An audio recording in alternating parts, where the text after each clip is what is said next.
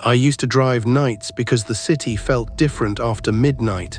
Quieter, honest somehow. During the day, everybody pretends. At night, people stop hiding who they really are. You pick up drunk businessmen crying over divorces, exhausted nurses trying not to fall asleep, couples silently breaking up in the backseat while rain hits the windows. You learn things about people driving nights, mostly that nobody gets into a stranger's car after 1 a.m. unless something already went wrong. That night started slow. Thursday, October rain, cold enough that fog kept forming against the windshield every few minutes. I'd been driving for almost 7 hours already, circling downtown Pittsburgh waiting for one last decent fare before heading home. At exactly 1:17 a.m. my phone buzzed, new ride request. The pickup location immediately caught my attention. Briarfield Station, an old train terminal near the industrial district. The place barely operated anymore. Most lines shut down years ago except for a few late-night routes nobody used. Even during daytime, the station felt abandoned. At night, it looked dead. I almost declined the ride immediately. Drivers avoided that area after midnight because the streets around the station stayed completely empty. No bars, no apartments, no businesses open late, nothing except warehouses and old rail lines disappearing into darkness. But the surge pricing was insane, 3 times normal fare. So I accepted. Rain hammered softly against the car as I pulled beneath the cracked station entrance a few minutes later. Nobody there, no movement. The station lights flickered weakly through dirty glass windows while water dripped steadily from the overhead awning. I checked the app again. Passenger waiting. I frowned because the station looked completely empty. Then I noticed her standing across the street. She hadn't been there a second earlier, I'm sure of that. One moment the sidewalk was empty. Then suddenly she stood beneath a broken streetlight staring directly at my car, tall woman. Long dark coat, pale face partially hidden beneath wet black hair, and something about her clothes felt strange immediately. Not old exactly, just outdated, like she belonged in another decade. She crossed the street slowly through the rain carrying no umbrella, no bag, nothing. The second she opened the back door, cold air flooded the car hard enough to fog every window instantly. I remember that clearly. The temperature inside dropped so suddenly my hands tightened on the steering wheel. "Melissa?" I asked. She nodded once. Her voice came soft. "Drive." No destination, no greeting, just that single word. I glanced at the app again. The destination field stayed blank. "That's gonna be a problem," I said quietly. "I need an address." For a few seconds she said nothing, just stared silently out the rain-covered window beside her. Then finally, "Black Hollow," I frowned. "Where's that?" "You'll see signs." Something about the way she answered made me uncomfortable immediately. Most passengers chat at least a little during late rides, even drunk people talk, but her voice sounded distant, emotionless, like somebody repeating lines they already said before. I typed Black Hollow into the GPS. No results found. I tried again, nothing. "Is it outside the city?" "Yes." "What county?" No answer. I checked the rearview mirror briefly. The woman stared directly back at me, not blinking. Her eyes looked strange in the dark. Too pale, almost grey. Then she quietly said, "Just follow the road." I should have ended the ride right there. Every instinct told me something felt wrong, but I was tired, and honestly, I figured she was just some weird rural passenger heading toward a small unlisted town. So I pulled away from the station. At first everything felt normal, wet city streets, traffic lights reflecting against rain, distant sirens echoing between buildings, but after maybe 15 minutes things started changing. The roads became emptier, streetlights farther apart. Buildings slowly disappearing until only long industrial stretches remained beside the highway. I checked the mirror again. The woman hadn't moved once, still staring out the side window, still completely silent. Then my radio started cutting out. Static swallowed the music abruptly. I adjusted the dial, nothing except crackling noise. Then through the static, I heard voices, very faint, like several people whispering at once. I changed stations immediately, same thing, more static, more whispering. I shut the radio off. That's when I noticed my GPS had frozen. The screen showed the car driving through empty grey space now. No roads, no map, just the small location arrow moving through nothing. Great, I muttered. The woman spoke softly behind me. It won't work out here. I looked through the windshield. Out here, we were still less than an hour outside the city. At least I thought we were. Rain became heavier. Fog rolled low across the highway, now making visibility worse every mile. Then eventually even the highway disappeared. The road narrowed into a two-lane countryside route surrounded by endless dark fields. No houses, no lights, nothing. Only telephone poles stretching into the fog. I finally checked the clock on the dashboard. 2:41 a.m. My stomach tightened immediately. That wasn't possible. The station ride should have taken maybe 35 minutes max, not almost an hour and a half. I glanced into the mirror again. Where exactly are we going? The woman looked at me for a long moment before answering. Almost home. Then suddenly, my headlights illuminated something ahead in the fog. A wooden roadside sign. Black Hollow population, 312, except someone had scratched through the population number violently. Deep claw-like marks tearing across the wood. The woman smiled for the first time, and that's when I realized something horrifying. I hadn't seen another car in nearly an hour, not one. Then the city lights behind us vanished completely, like they had never existed at all. The moment the city lights disappeared, I hit the brakes. Hard, the tires screeched across wet pavement while fog rolled past the headlights in thick waves. I turned around immediately, expecting to see the highway behind us, or distant buildings. Anything. There was nothing there, just darkness. Endless countryside swallowed by fog, no streetlights, no signs. No glow from the city skyline. It looked like we had driven hundreds of miles into the middle of nowhere, but that wasn't possible. Pittsburgh should have still been visible behind us somewhere, at least faintly. Instead, it felt like the road itself had erased everything we came from. The woman in the back seat finally leaned forward slightly. "You shouldn't stop here." Something about the way she said it made my chest tighten. Not threatening, worried, like stopping the car was dangerous. I forced a nervous laugh. "Yeah, well, I'm trying to figure out where the hell we are." No response. Rain tapped softly against the roof while fog drifted slowly across the empty road around us. That's when I noticed something strange. No sound, no insects, no wind, nothing. Out in the countryside at night you always hear something. Crickets, trees moving, distant dogs barking.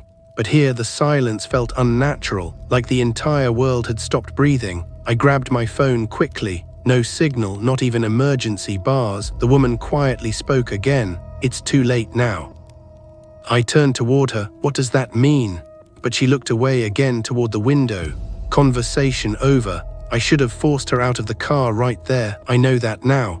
But something about the empty road terrified me more than keeping her inside. So eventually I kept driving. The farther we went, the stranger the countryside became. The fields looked wrong somehow. Flat, dead, no farms, no animals, only endless stretches of dark land disappearing into fog. Every few miles we passed abandoned buildings near the roadside, old diners, broken gas stations, ruined motels. Every structure looked frozen in time, like people had simply walked away years ago and never returned. Then around 3 a.m. we passed the gas station. Even now I still dream about that place. The station appeared suddenly through the fog beside the road. Single pump, old rusted sign. Dim yellow lights glowing weakly inside the building. One car parked near the entrance. An old black sedan covered in dirt. I slowed down immediately. "I need directions." The woman's voice sharpened instantly for the first time. "No." I looked into the mirror.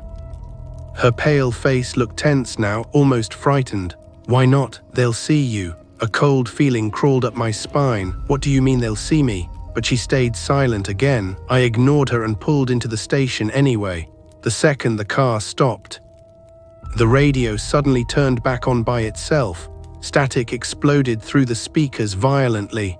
Then voices, clearer this time, dozens of them whispering together. I couldn't understand the words, but they sounded desperate, like people trying to warn me about something. I shut the radio off immediately. The whispers continued anyway, low, faint, coming from somewhere outside now. I stared through the windshield toward the gas station windows. Movement inside, several people standing there watching the car. None of them moved, they just stared silently through the dirty glass. Something felt deeply wrong. Every person inside looked completely still, like mannequins. The woman whispered suddenly, "Don't let them speak to you." Before I could respond, one of the people inside the station slowly lifted a hand and pointed toward me. Then another did the same, then all of them together. My heart started hammering. "What the hell is this place?" The woman answered softly, "They know you came from the city." The gas station door creaked open. A man stepped outside into the rain, tall, thin, wearing an old mechanic uniform soaked dark with water. He smiled too widely. Even from the car I could see his teeth looked grey. He slowly walked toward us, not normal walking, stiff, jerking slightly with every step, like somebody learning how to imitate movement. I locked the doors instantly. The man stopped beside my window, still smiling. Then he tapped softly on the glass, 3 slow knocks. I didn't move, neither did he. Rainwater streamed down his face while he stared directly into my eyes. Then he quietly mouthed something. "Run." Before I could react, the station lights behind him suddenly shut off all at once. Darkness swallowed the building instantly, and every figure inside vanished. The mechanic's smile disappeared immediately. Then he looked past me toward the woman sitting in the back seat, and for the first time I saw genuine fear in his face. He backed away from the car slowly, then turned and ran into the fog. Actually ran. Panic hit me immediately. I slammed the car into drive and sped back onto the road. The woman remained completely calm behind me, like none of it surprised her. I kept driving faster now, 80, 90. The road stretched endlessly through darkness while fog swallowed everything beyond the headlights. Then finally we saw the town. At first it looked beautiful, warm yellow lights glowing softly through the fog ahead. Small buildings, old houses, church steeple rising above rooftops. For one brief second relief hit me hard. Civilization, people, safety. Then we crossed the town limits, and every person on the street stopped moving simultaneously. Dozens of people, all frozen mid-step, all staring directly at my car, not a single one blinking. The woman softly whispered behind me, "Welcome to Black Hollow."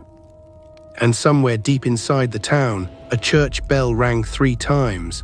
The church bell echoed through the fog long after the sound should have faded.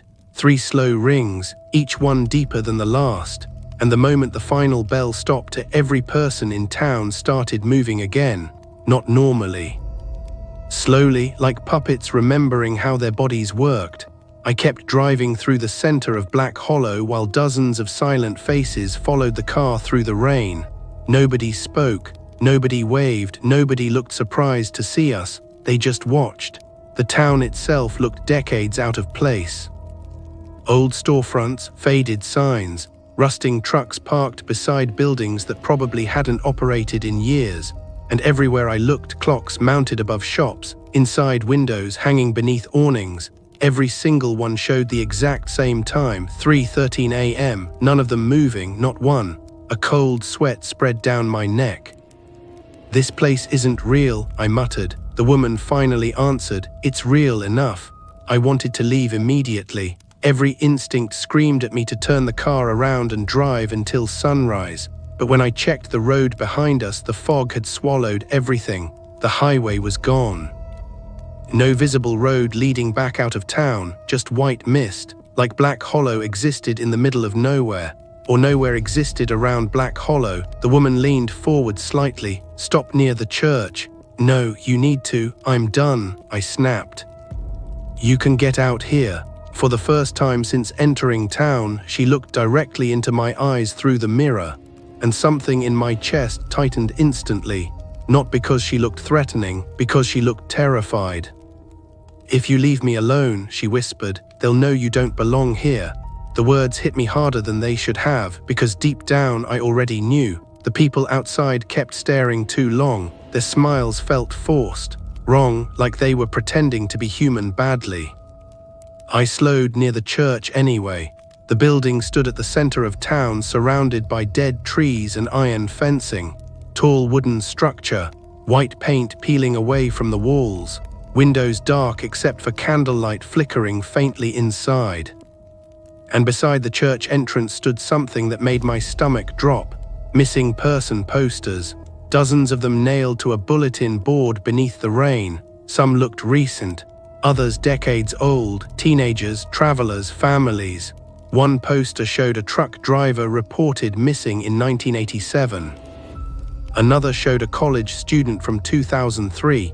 Then I noticed something worse. Some faces looked familiar. I'd seen them already at the gas station, standing inside the windows, watching me. The woman opened the back door slowly. "You should come inside, no chance." She stepped out into the rain, and before closing the door, she quietly said, "If you stay alone in the car after the second bell, they'll come to the windows." Then she walked toward the church. I should have driven away immediately. Instead, I sat there frozen, watching her disappear through the church doors. Rain hammered the windshield harder now. The town streets slowly emptied. One by one, the residents disappeared into buildings until finally the road outside sat completely abandoned. Only fog, only silence. Then my dashboard clock flickered once. 3:13 a.m. Again, it hadn't moved in over 20 minutes. Panic finally started setting in. I grabbed my phone again, still no signal, but something else appeared now, a notification, missed call, unknown number. Timestamp 3:13 a.m. I frowned. Then another notification appeared instantly, new voicemail. My hands shook slightly as I pressed play. At first only static, then breathing, heavy breathing, and finally a voice, my own voice. "If you hear this," static swallowed the audio briefly. Then, "don't let them keep you until sunrise." The voicemail ended. I stared at the phone in complete silence. My blood felt ice cold because I had never recorded that message. Then suddenly, knock. I nearly screamed. Someone stood beside the driver's side window, a little boy, maybe 10 years old, so pale he almost blended into the fog. Water dripped from his dark hair while he stared at me expressionless. Then he slowly raised one hand and pointed toward the back seat. I turned instantly, nobody there. When I looked back, the boy was gone. My heart pounded violently now. That's when the church bell rang again, one ring.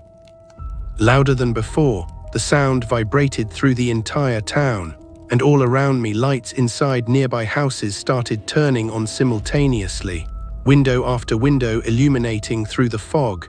Then figures appeared behind the glass, watching the car, dozens of them, perfectly still. I locked the doors again even though they were already locked. The second church bell rang, closer this time, and suddenly every figure inside every house smiled, not normal smiles, wide, unnatural, too wide for human faces. My breathing became shallow. The woman's warning repeated inside my head. After the second bell, they'll come to the windows. Then movement appeared beside the car. One figure emerging from the fog, then another, then dozens. The townspeople walked silently into the streets surrounding the vehicle from every direction, not rushing, just calmly approaching together, their eyes never leaving me. Their smiles stretching wider the closer they came. One woman dragged something heavy behind her through the rain, a shovel. An old man carried rope. Another held a lantern glowing faint orange through the fog. And then I realized something horrifying. None of them cast shadows beneath the streetlights. The third church bell began to ring, and every person in town suddenly stopped moving at once. Silence swallowed Black Hollow completely. Then all the townspeople slowly turned their heads toward the church behind me, like something inside had just arrived. The church doors creaked open. Warm candlelight spilled into the rain, and standing in the doorway was the woman, except now she wasn't alone. Several dark figures stood behind her inside the church, tall, impossible to see clearly, not because of darkness, because looking directly at them made my vision blur somehow. The woman raised her hand toward me slowly, and mouthed 3 words through the rain. "They found you." The moment she mouthed those words, every light in town went out, not flickered, not dimmed, gone. Black Hollow disappeared into total darkness so fast it felt like someone had thrown a blanket over the entire world. Then came the sound, footsteps, hundreds of them moving through the rain around the car, slow, dragging, surrounding me from every direction. I slammed the key into the ignition. The engine wouldn't start. Again, nothing. Panic exploded through my chest. Outside, the windshield shapes moved through the dark fog, circling the vehicle slowly while rain poured against the glass hard enough to blur everything beyond a few feet. Then fingers touched the windows. Pale hands pressing softly against the glass from all sides, dozens of them. The townspeople had surrounded the car completely, and every face pressed against the windows wore the same horrible smile, wide, empty, hungry. Then the driver's side window fogged from the outside, something breathing directly against the glass. A voice whispered beside my ear, "You stayed too long." I turned sharply. Nobody inside the car, but the back seat looked wet now. Rainwater pooled across the leather where the woman had been sitting, and scratched into the fogged window beside it were 3 words. "Don't let them bury you." The church doors slammed shut suddenly across the street. Every townsperson froze instantly. Then together, all of them turned toward the church. The ground beneath the car trembled softly. At first I thought it was thunder. Then I realized the vibration came from underground. Something massive moving beneath the town. The church bell rang again, but this time it sounded wrong. Deeper, distorted, like metal scraping beneath water. And somewhere underneath Black Hollow something answered it. A low sound rolled through the earth beneath the streets, not an animal, not machinery. It sounded almost like breathing, huge, ancient. The townspeople slowly stepped away from the car. Their smiles vanished instantly. Now they looked afraid, actually afraid. One by one they backed toward nearby buildings while staring at the church. Then the front doors burst open again. The woman stumbled out into the rain, gasping for breath. "Run!" The engine suddenly roared to life. I didn't hesitate. I slammed the accelerator and the car shot forward through the crowd while townspeople scattered away screaming. Not screaming at me, screaming toward the church. The woman jumped into the passenger seat while I sped through the streets blindly. "What the hell is this place?" Her face looked pale with terror now. "You shouldn't have come after the second bell. You brought me here. I didn't think they'd wake it up." That answer made absolutely no sense. I swerved hard around a corner, nearly hitting another abandoned truck sitting in the road. The fog thickened rapidly now, buildings barely visible, and everywhere more people emerging from houses, running, panicking, some carrying bags, others crying openly. The entire town looked terrified of something approaching underground. Then the road ahead split around the church cemetery, and I saw the grave, hundreds of them, far too many for a town this size. Old gravestones leaning crooked beneath dead trees, most too weathered to read, but some looked newer. Fresh dirt, fresh flowers, and every grave had the exact same date carved beneath the names. October 14th, 1949, all of them. My stomach dropped. The woman stared toward the cemetery silently, then whispered, "That was the first night," before I could ask what she meant.